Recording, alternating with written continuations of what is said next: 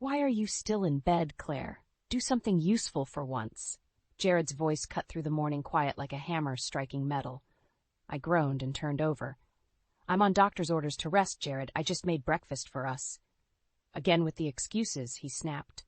Pancakes again? I wanted omelets today. Where's your respect for my preferences? You never mentioned wanting omelets. It doesn't matter. I'm going to the diner. Eat your pathetic pancakes alone. I heard the door slam behind him as he stormed out. I sat up, rubbing my temples. My back ached, and my belly felt heavy with the weight of our unborn child. His words lingered, sharp and biting. Breakfast had always been simple. It was one of the few things I still enjoyed before the day's chaos began. It wasn't always like this. When I first told Jared about the pregnancy, he was over the moon, buying baby clothes and painting the nursery. But somewhere along the line, his excitement wilted, replaced by disdain and indifference.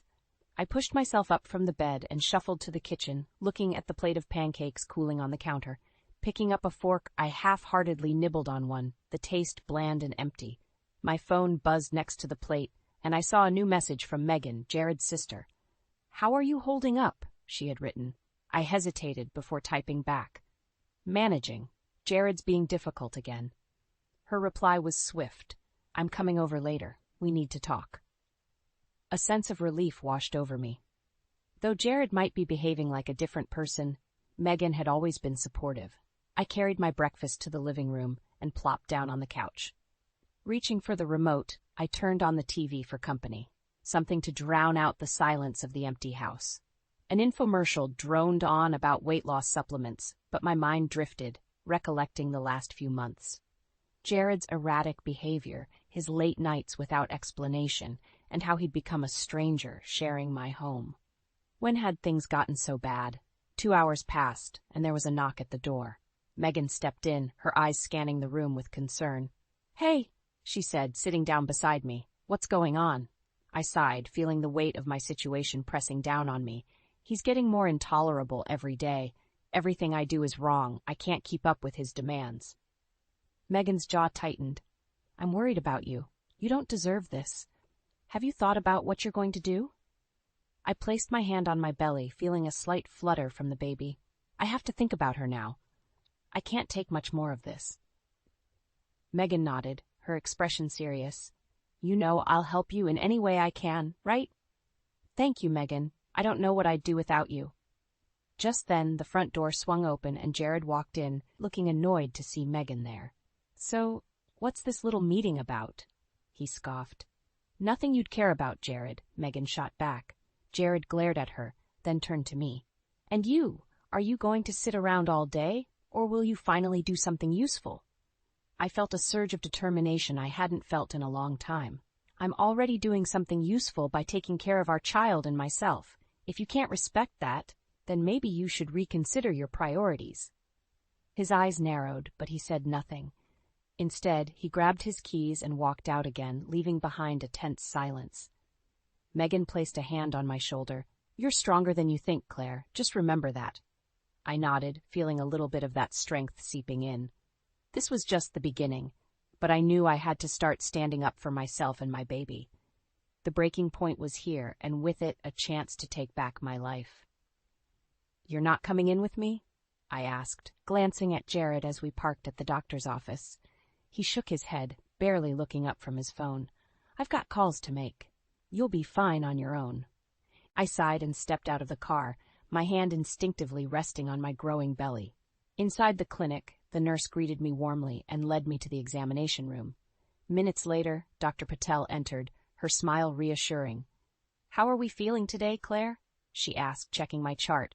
I forced a smile. "A bit tired, but otherwise okay." "We'll do an ultrasound today, see how the little one is doing," she said, prepping the equipment.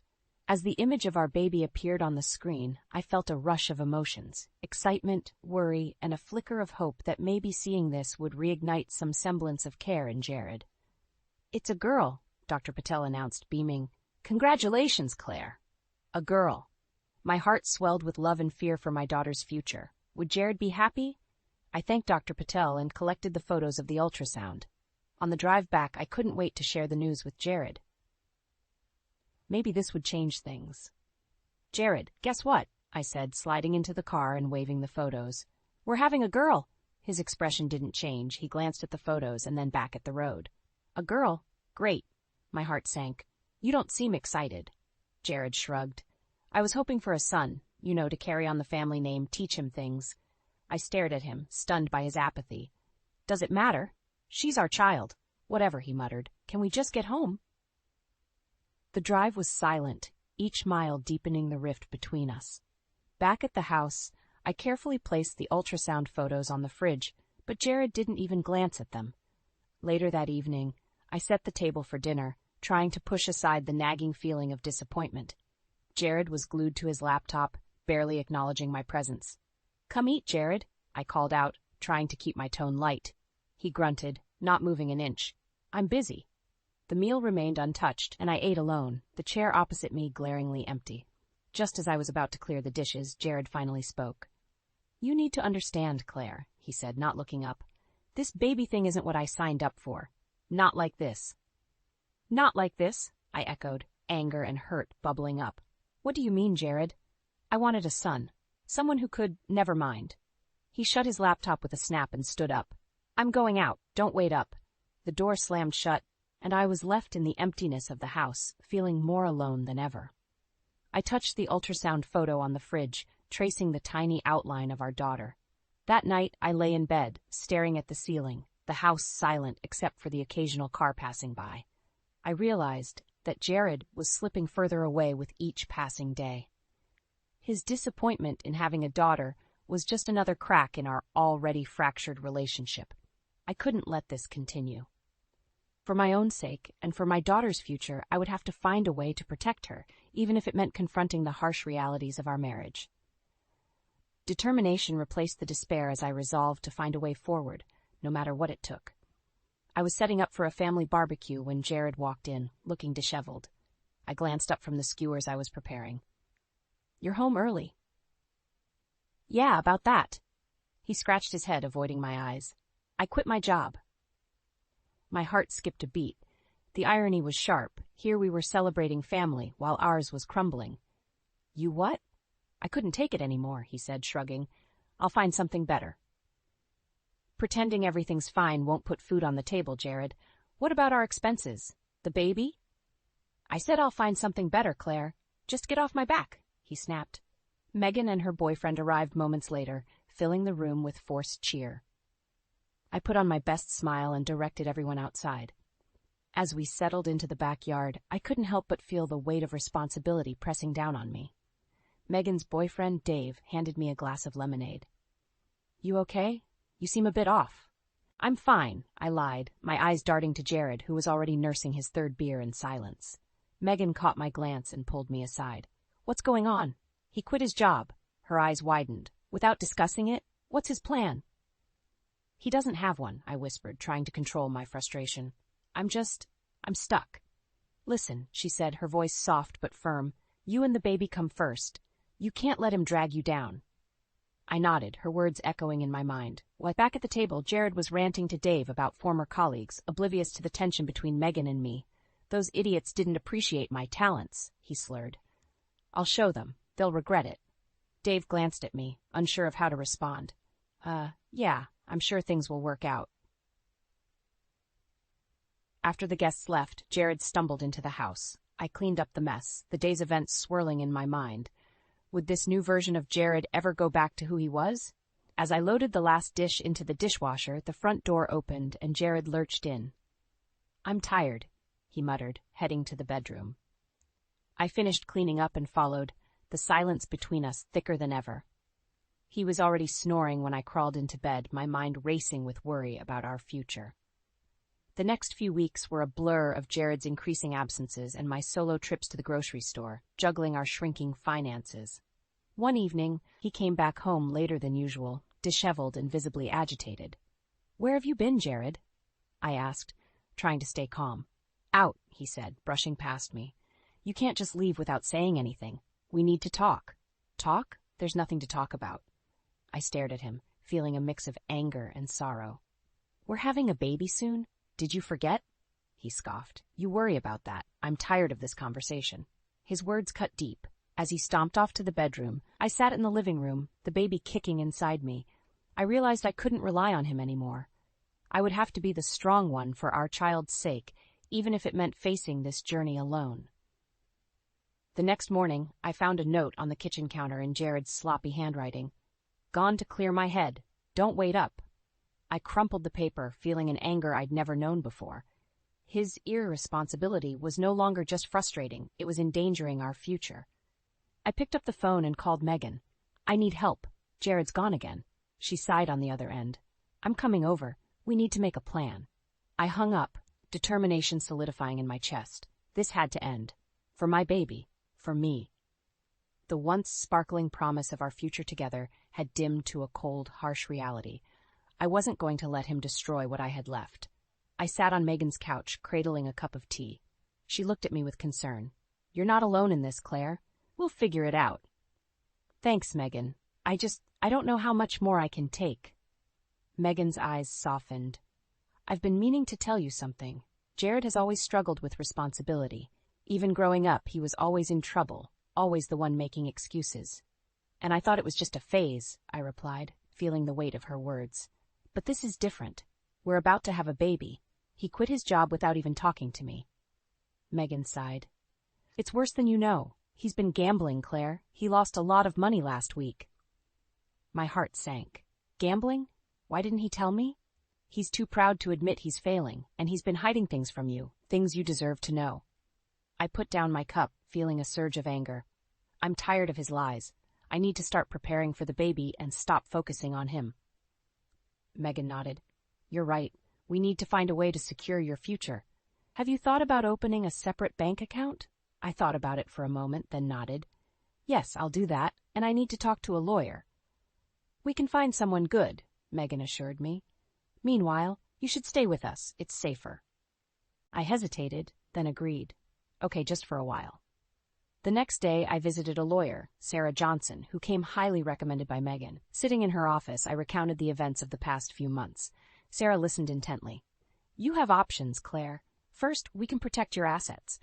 Second, we need to document everything. Keep a record of his absences, his erratic behavior, everything. Can we get full custody?" I asked, my voice trembling. "We can fight for it," Sarah assured me. "But you must be prepared. Jared will likely contest it." "I'm ready," I said, feeling a newfound resolve. After leaving Sarah's office, I headed back to Megan's apartment. Jared's car was parked outside. Unexpected. My pulse quickened as I reached door. Inside, Jared was pacing, Megan standing nearby, looking tense. "What's going on?" I asked, stepping in. Jared whirled around, his face a mixture of anger and desperation. "Where the hell have you been, Claire?" "I met with a lawyer," I said, standing my ground. "A lawyer?" he scoffed, eyes narrowing. "What are you planning, Claire?" "I'm planning to protect our daughter," I replied, my voice steady. "And myself." "You're not taking her away from me," he growled, stepping forward. Megan stepped between us. "Back off, Jared. This is on you." He laughed bitterly. "Of course you'd side with her. You never supported me." "Because you never gave me a reason to," Megan shot back. "Claire's doing what's best for her and the baby. Maybe you should start thinking about that." Jared's face turned crimson, but he didn't say another word. Instead, he stormed out, slamming the door behind him. I turned to Megan, my heart pounding. "Thank you." "You did great," she said, pulling me into a hug. "We'll get through this." Jared's outburst only solidified my resolve. I wasn't backing down. For my daughter and for myself, I was ready to fight. No more letting Jared's actions dictate our lives. The path ahead wouldn't be easy, but I felt stronger knowing I had Megan and Sarah by my side. The storm was far from over, but I was more determined than ever to come out stronger on the other side. I sat in the quiet of Megan's apartment, feeling the growing emptiness of our old home. My phone buzzed, an incoming call from Megan. "Claire, I need to talk to you. Can you come over?" "Sure. Is everything okay?" "Just come over. It's important." I hung up, feeling a knot in my stomach. Something was wrong. I rushed to Megan's place, my fears intensifying with every step.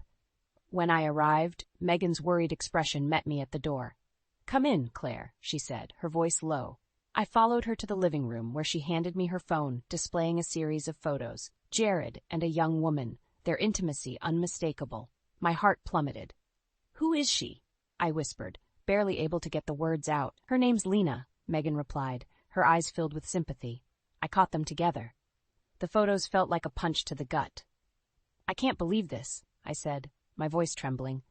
He's been betraying us all along. Megan put a comforting hand on my arm. You should confront him. You deserve to know the truth. I nodded, wiping away angry tears. I will. Later that evening, Jared burst in through the doorway, reeking of alcohol and smugness. Had a good day? He sneered, his expression indifferent as usual. Who's Lena, Jared? I asked, unable to hold back. He froze, then laughed mockingly. Does it even matter? Our marriage has been over for a long time, Claire. You've been cheating on me while I carry your child? My voice broke, anger mingled with heartbreak. Look, Claire, he said, his tone cold. I want a divorce. Lena and I are moving on. I'll give you some money, but that's it. You and the kid can fend for yourselves. You're a coward, I said, stepping closer, my voice more confident than I felt. If you want a divorce, fine, but I'm not taking any of your scraps. I'm taking you to court. Jared's eyes widened momentarily, then he scoffed. Good luck with that. I'll see to it that you get nothing. He turned and walked out, leaving me to collapse onto the couch, overwhelmed by the reality of his betrayal.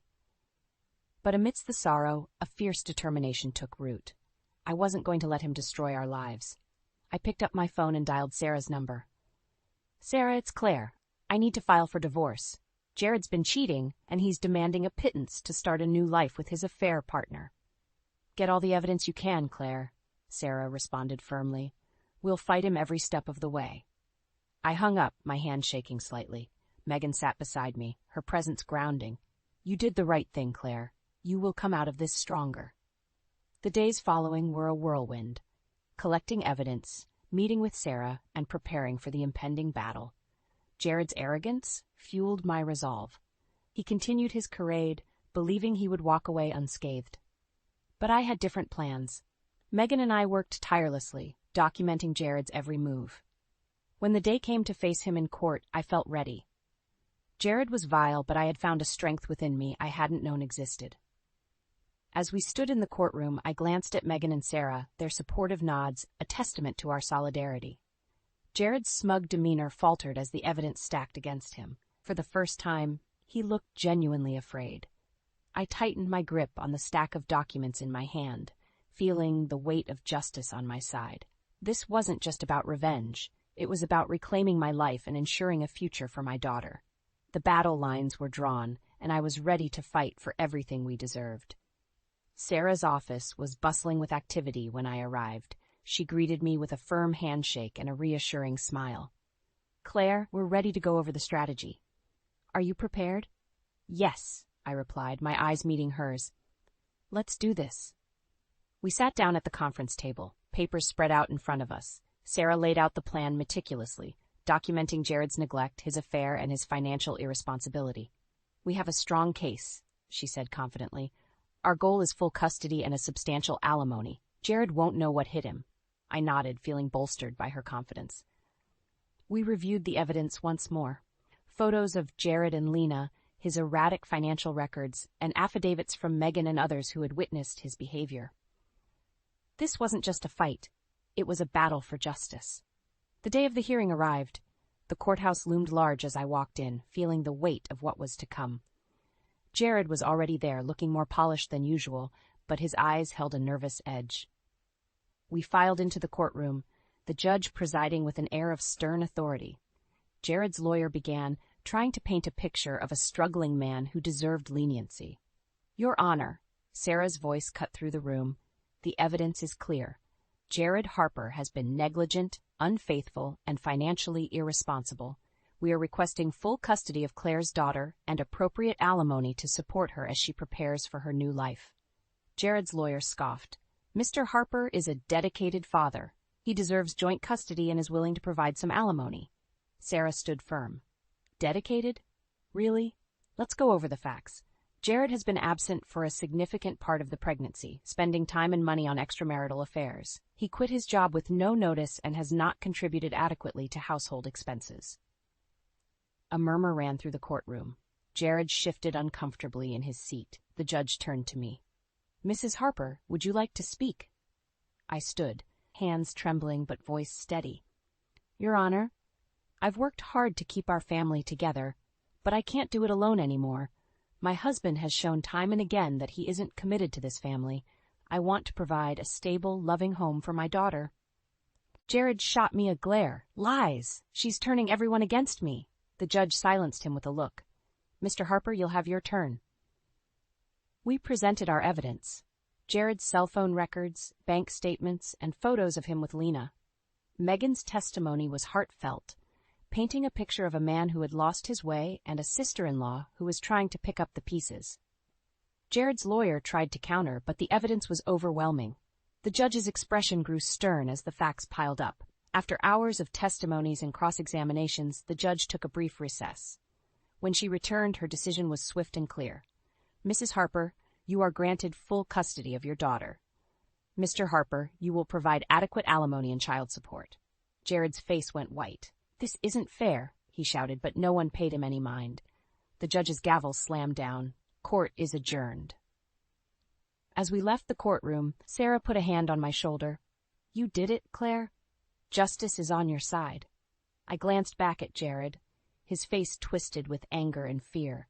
He had thought he could get away with everything, but now he faced the consequences of his actions. Megan hugged me tightly. I'm so proud of you. You stood up for yourself and for your daughter. Tears welled up in my eyes, but they were tears of relief. Thank you, Megan. I couldn't have done it without you. We walked out of the courthouse, the sun shining brightly. The future was uncertain, but for the first time in a long while I felt hopeful. My daughter and I would start anew, leaving the past behind. Jared's downfall was just beginning, but my journey to rebuilding my life had already begun. Jared's face was plastered all over the papers. Local man exposed, infidelity and financial failure lead to downfall. My phone buzzed non-stop with notifications and messages, some from mutual friends, others from strangers who had picked up on our story. Megan sat beside me, shaking her head. He brought this on himself. A knock on the door interrupted our conversation. It was Sarah. Just came from the judge's chambers. Jared's demands for reduced alimony have been denied. He's in deep debt, Claire. I never wished for this, but he has to face the consequences. Sarah nodded. And his legal troubles are only beginning.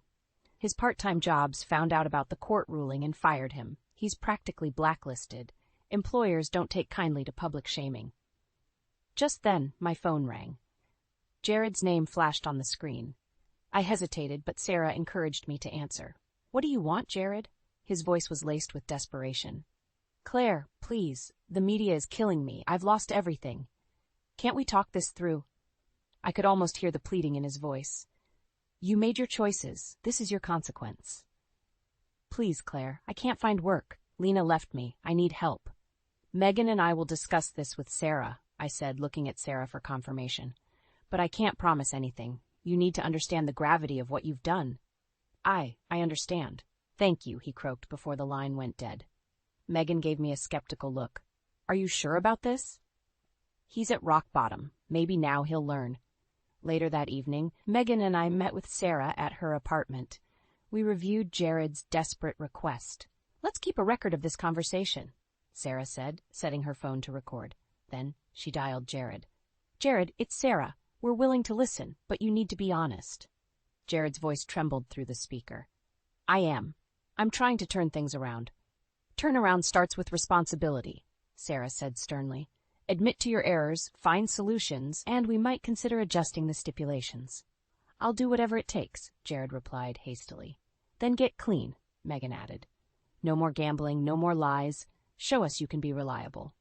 I will, I promise, he said, sounding like a man clutching his last hope. The next few weeks were revealing. Jared struggled to find even odd jobs. Megan and I occasionally spotted him around town looking disheveled and downtrodden. His proclamations of reform were met with skepticism by those who knew his past. One evening, as I prepared dinner, my phone buzzed with a new message. Jared's text read, I've enrolled in a gambling support group. First session today. I showed Megan the message. Think he means it? We'll see. Actions speak louder than words. Jared's actions began to show promise. He attended support group meetings regularly and even picked up volunteer work at a community center. Sarah kept track, cautiously optimistic. He's making an effort, she said during one of our meetups. But it's a long road. A month later, Jared requested a face-to-face meeting. With Sarah's guidance, we agreed, but kept it public at a nearby cafe. As he walked in, I barely recognized him. He looked more composed, yet there was still a shadow of his old self. "Thank you for meeting me," he said, sitting down. "I know I don't deserve it." "What do you want, Jared?" Sarah asked, keeping the conversation on track.